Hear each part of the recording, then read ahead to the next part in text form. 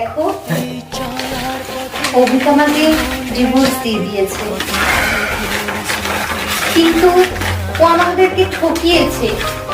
আমাদের একটাও টাকা পয়সা দেয়নি। টাকা পয়সা দেয়নি? তাতে কি হয়েছে? এখন আমার আর তোমার মাঝে তো আর কেউ রইলো না, এখন শুধু তুমি আর আমি। চলো না, এখন তুমি আর আমি সংসার করি। ওটা সম্ভব না। তোমার কাছে টাকা নেই মানে তুমিও নেই। কি? তাহলে আমাদের ভালোবাসার কি হবে? যে নিজের ছেলেকে ভালোবাসতে পারে না সে আমাকে ভালোবাসে। আর শোনো, তোমাকে আমি কোনোদিনই ভালোবাসিনি। তোমাকে দিয়ে কিভাবে টাকা ইনকাম করার রাস্তা পাওয়া যায় সেই প্ল্যান করে গেছি। আমি তোমাকে ভালোবেসে ভুল করেছি। অভিক আমাকে টাকা দিয়ে গেছে, এই দেখো। আমি জাস্ট তোকে যাচাই করছিলাম।